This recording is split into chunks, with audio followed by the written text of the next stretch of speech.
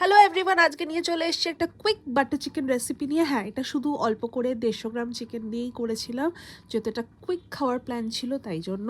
এতে টমেটো, টক দই আর কাজু ভালো করে পেস্ট করে নেবে।